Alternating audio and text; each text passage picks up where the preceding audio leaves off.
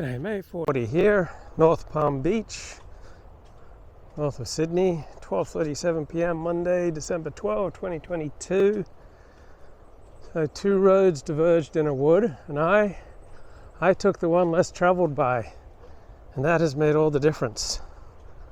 But Robert Frost doesn't exactly explain how this divergent path made all the difference anyway.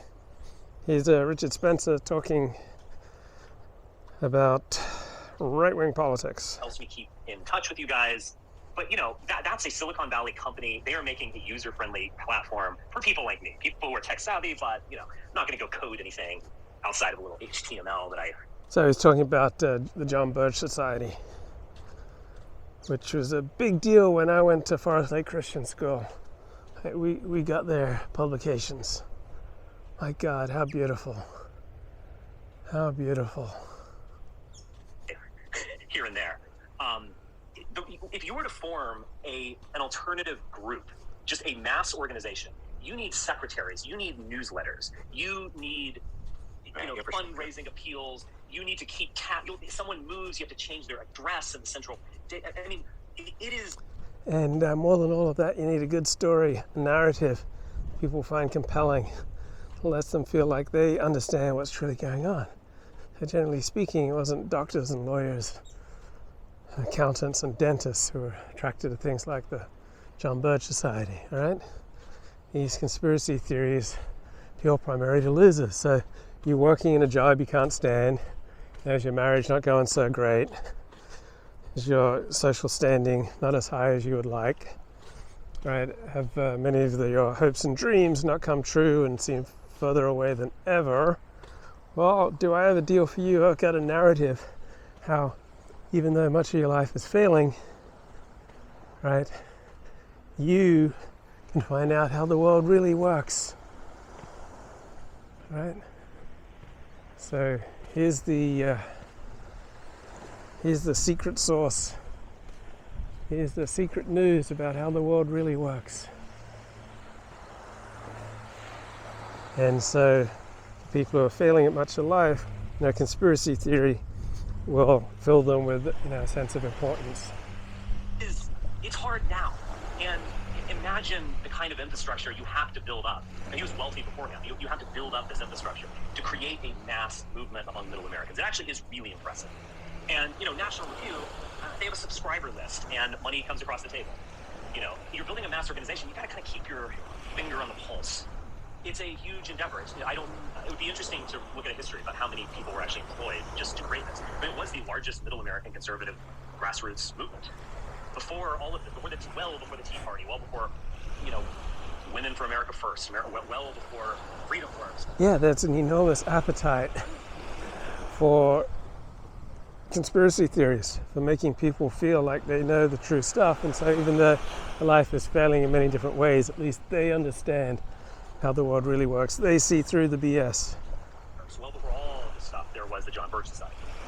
Now, they were goofy. Revelo Oliver was a member and a speaker, and he, brilliant man, professor at University of Illinois. So, Revelo Oliver, right, he was a PhD, a tenured professor. He was writing for National Review, but he really went off on the JQ, got expelled from the National Review crowd, though I believe William F. Buckley still went to his funeral.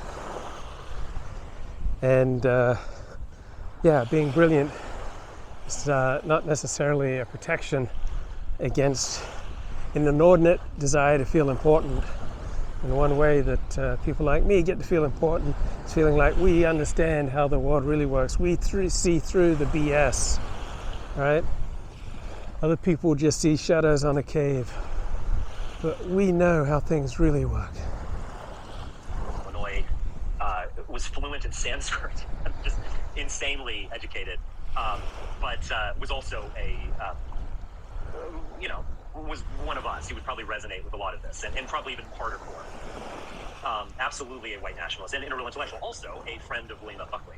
I believe, according to Paul Gottfried, William F. Buckley attended his funeral. So he was part of that. And Revelo Oliver would kind of, despite his intelligence, he would actually kind of go off the deep end, to be honest.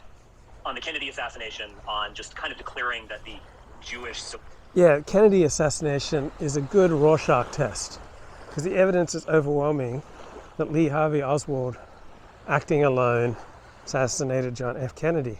But if your need for excitement and your need for self-affirmation by believing something special that other people don't get, right, is inordinately high, then you'll be particularly susceptible to believing in conspiracy theories about the Kennedy assassination and the like. Soviet menace was about to put everyone to death. I mean, it's actually, it's kind of cringe, to be honest. Was it like from what I read about him, it was like a borderline psychosis almost like. Yeah, he was one of those guys. Definitely mentally ill, but also very high intelligence. He had a tenured seat at the University of Illinois in Champaign. So I used to think there are a lot of powerful thinkers in the distant right, but then many of them were exposed during COVID. I think just believing, crazy conspiracy theories like signing on with hydroxychloroquine and the Zelenko protocol and New World Order and all this nonsense. And so I realized that many of these seemingly formidable intellects were just predisposed to crankery and nonsense. That once a lot of red pill people realized that mainstream media and academia was lying about some things, then they just assumed, they're lying about everything. Very insightful, writes interesting stuff on religion. Really fascinating character, and He had a kind of like American. Yeah, so someone can be absolutely crank on some topics, but have some wisdom and insight in other areas. So people vary depending on the situation, right? Some situations they can be honest and trustworthy, even wise. And then other situations, they can be absolutely nutters.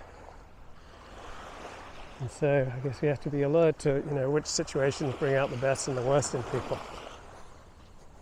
Had a kind of strident tone though that was ultimately. I mean, Yeah, tone is really important. That's Mark Brahman speaking. Right, you can learn so much about someone from their tone. Like I feel like I can tell their level of mental health, their level of agency, feeling as though they can, direct their path in the world, their level of optimism, self-mastery, to the extent that they feel competent to wrestle with the problems that life throws before them. And I feel like I can pick that up, and I feel like most of us pick that up very quickly just hearing someone's voice. I agree that he was very intelligent and said useful things, but there was some kind of tone that was a little too strident. For instance, if Mark ever wrote a sentence like, within the next 10 years, the Jewish-controlled Soviet Union is going to kill every blonde baby or something, I'd be like, Mark, all right. I'm not quite there yet. I haven't reached that level of crank yet, but Just gonna get a few more drinks into you, and you'll be there. A few more drinks.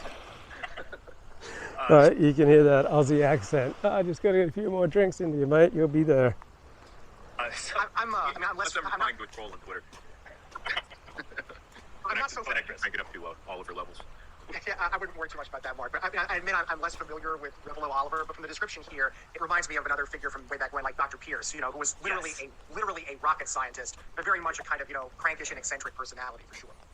Yeah, so there's a book by one of William Pierce's children.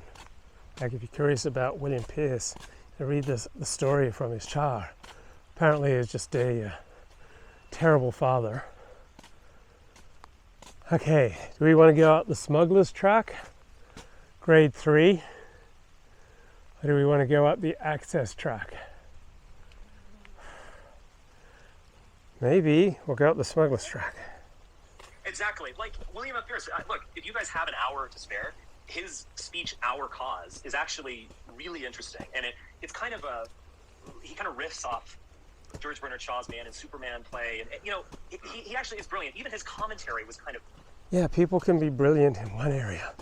Often academics, specialists, right, can be brilliant in one area, get some fame, goes to their head, and they start speaking out strongly on all sorts of topics they don't know very much about.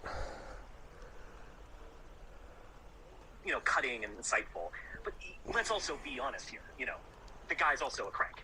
Being highly intelligent and a crank are not mutually exclusive, although they often are, but not always. But yeah, very similar to Pierce. That's the best comparison, really. He was expelled from the Birch Society. Actually, not to segue, but my funniest recollection of William Pierce is the Murdoch episode where they gas him. Oh yeah, yeah. We're going to strike back at the commies. You could just hear it in his voice. One day the American public will be fed up. This kind of stuff. It just gets. It is a bit grating, and it's maybe kind of useless anger at some level. But I'm also not. I think it's also. It may not even be so much of a stretch to say that there's like truth in tone too. Like tone is not just tone. It's also. Yeah, that's a good point by Mark Brahman. And this whole conversation is people who've graduated or moved on from the alt-right. So remember Spencer would talk in 2016 about how the alt-right's the destination.